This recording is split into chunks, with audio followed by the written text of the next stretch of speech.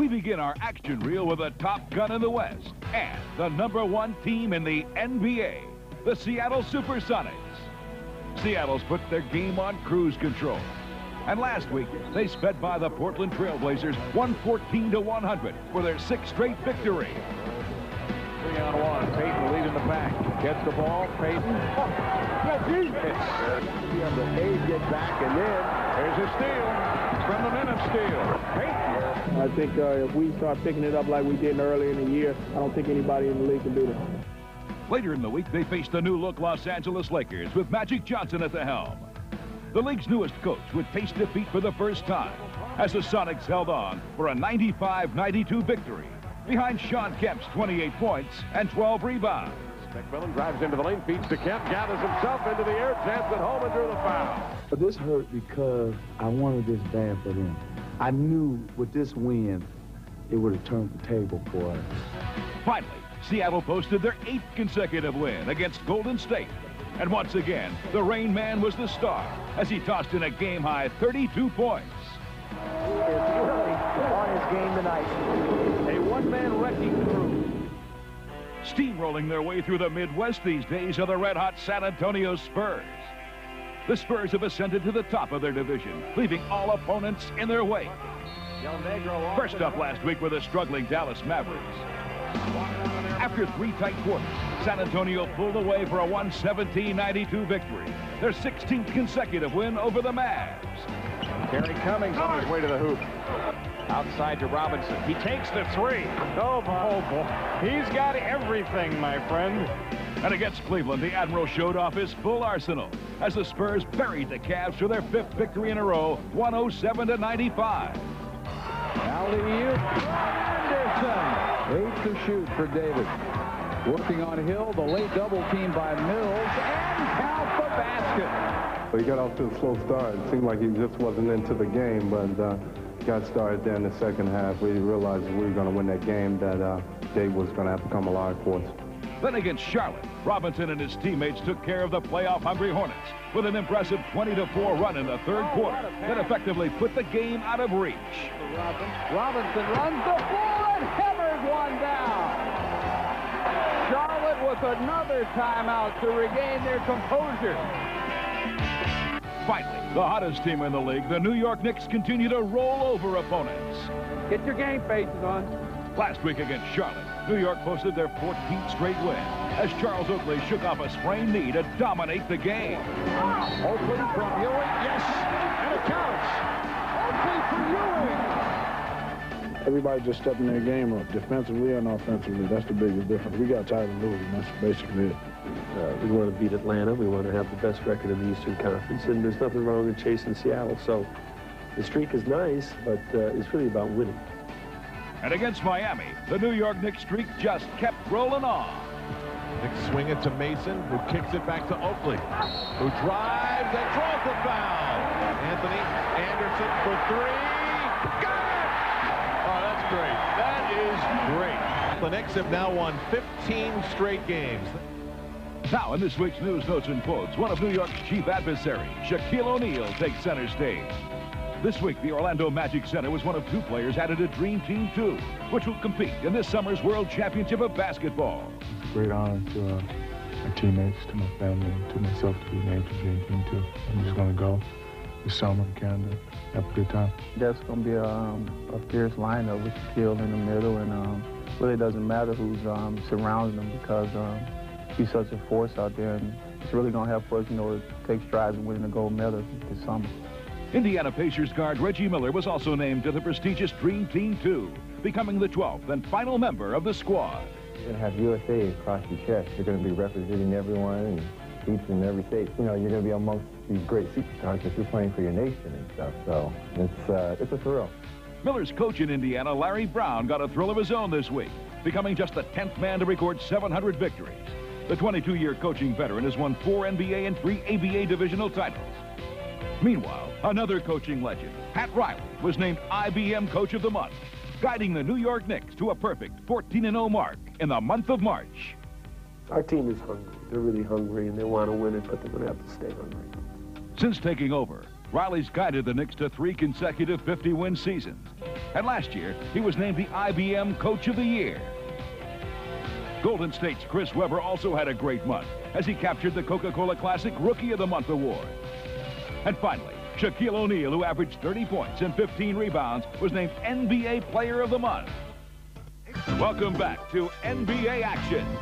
Leading off this week's On Fire is Atlanta's Kevin Willis, who notched a team-high 29 points, along with 21 rebounds, in the division-leading Hawks' 106-102 win at Sacramento. Here comes Willis. Here's the turnaround fadeaway. Money time for Kevin Willis. Kevin Willis isolated on Tisdale. Doubled by Richmond. The turn, jump hook. He's got another one. 22 points for Kevin Willis, and the Kings don't have an answer for the big fellow. Willis was unstoppable, leading the Hawks to their 50th win of the season. Central Division rival Reggie Miller aided the Pacers in their battle for playoff position with a season-high 38 points, including a perfect 15 for 15 from the foul line in a key win over Orlando. Miller, good. He's going to come on, folks. He's going to have a big night. Reggie Miller, pull-up jumper from 17. You know he's going to hit that 10-point game. Miller's efforts boosted Indiana to a 128-113 victory. Miller, look at him work.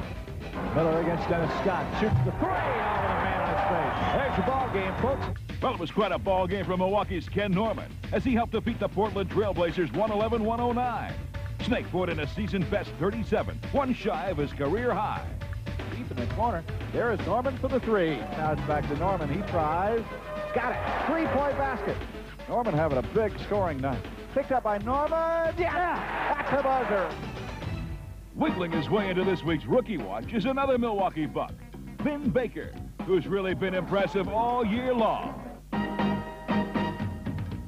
And it's a picked up court, however, by Vin Baker. Behind the back dribble, takes it inside off to Blue Edwards. Blue lays it up in there. As a number 8 pick in the 1993 draft, Vin Baker obviously impressed many NBA scouts. But this versatile big man didn't exactly come from a basketball powerhouse.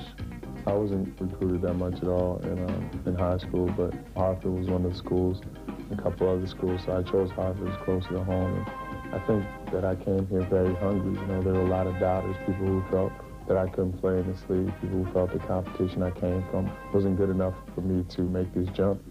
Well, the main thing that I look for in a player is, you know, not only what he can do for me now, but what I think he can do in the future. I thought he had a lot of upside as far as, you know, the players that were in a position for us to draft when it came time to choose. And he's a very skilled player. You know, we need that type of player, a skilled player who's got an upside. Gives it up, and Baker finishes. While Vin Baker will look to continue to improve in his first year, others have already seen much promise in this gifted rookie. In 5 years, I could definitely see him on the All-Star team. In 3 years. Because he's that talented. No, definitely an all-star. He's definitely got that potential. Talk about potential. Check out this edition of NBA Encore. Now, let's get things underway with a hefty helping of sweet dishes. Nice look. What a play by Anderson to P.J. Brown. That was a heck of a pass by Jimmy Oliver. And the rebound to Sean Elliott. Look at the lead pass for Thomas. Saves it in the Cadillac, and he finds Dumars. Price with the ball. Long pass picked off by Dennis Scott. Scott 2-on-1 with Penny. Back to Penny for the jam. Don't you just love watching these guys get up? Hey, how about just sitting back for an assortment of spectacular alley-oops? Kemp for the alley-oop. Way to fly, big guy. Nice finish, Chris. Hey, Brian, toss one long and tall. Sally, rolled in. A half-court lob from Shaw. Alley-oop to Vinny. Jam, man, baby. Back comes Forbes. Forbes with the alley-oop. Yeah, I do love those dunks. Hey, what do you say we keep going up strong as we commence with an all-out rock attack? Here's Sprewell open. Oh, what an explosion. Campbell dribble drive down the middle and a slam dunk. Drexler up the middle, he jams it. Elmore finds Big John, who finds the ball. Slam dunk. John on the power drive. And the Marlin takes it away. He'll lead it to Weber out in front for the dunk. He's there. Hammer dunk.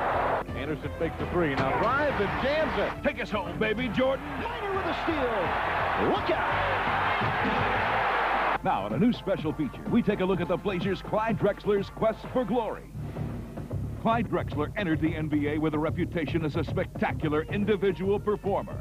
Clyde. Oh, that's the glide right there. But what had not yet been proven was his ability to lead a team. A lot of people like to make it look like it's an individual contest. So with 12 teammates, 3 or 4 coaches, you got to think of it in a team contest. In the 1990 season, Drexler's 7th in the league, he would take a cohesive Blazer team all the way to the finals. The Blazers will play for the World Championship. And though they would lose to a battle-hardened Detroit Pistons team, Clyde Drexler had learned an important lesson. I felt like Detroit had more experience. I think there were some areas where we could have taken advantage, but we didn't, being a young team. And those are opportunities that you may never get again. The next season, Clyde would drive his Trailblazers like never before. We came out like gangbusters. We won 63 games that year. Had the best record in the league. People thought we were going to win it. But instead, there would be another lesson, as Magic Johnson and the Lakers upset the Blazers in the conference finals. And the Lakers get the rebound. Magic throws it down court. With this dramatic play, the Lakers would go on to the finals, and it appeared Clyde Drexler might never get this chance again. People were really down on us. There were a lot of negative things that were said. But again, Clyde would find hope and despair. Magic had put on a clinic in leadership, and always the good student, Clyde had paid attention. And you always want to make sure that you do the best you can to help the team. And that's what true leaders do. You try to bring everybody else up around you. The next season would be perhaps Clyde's finest. Regrouping his team, he'd rally them back to the finals. Mercy at the other end. If ever Clyde's moment of destiny was at hand, it seemed to be now. He had learned from each defeat. He had persevered when no one else had believed in his team. And now he entered a showdown that would not only determine the league's best team, but also its best player. Jordan against Drexler, Clyde against Michael. See, this is what Michael lived for, showing Clyde that, hey, I am the best in the world. That's an egotistical thing, if you ask me, and I don't get into that. I think it's a team game. Everybody has to do their part. Drexler's considerable virtues again went unrewarded. The Bulls were simply better, and Jordan, well, he put on one of the most spectacular individual performances in finals history.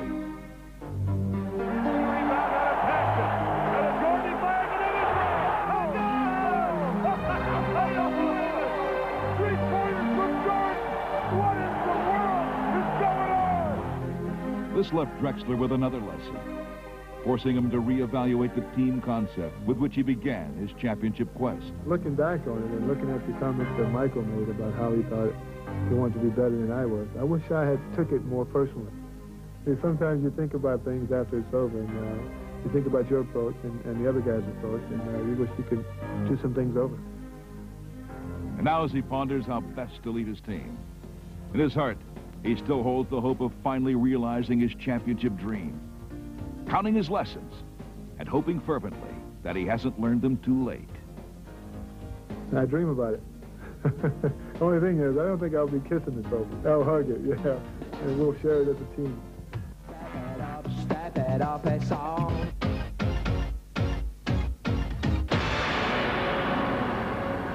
And now that we have you on the edge of your seat, it's time for the top 10 plays of the week. 5, 4, 3, 2, 1. In our Courtside Countdown.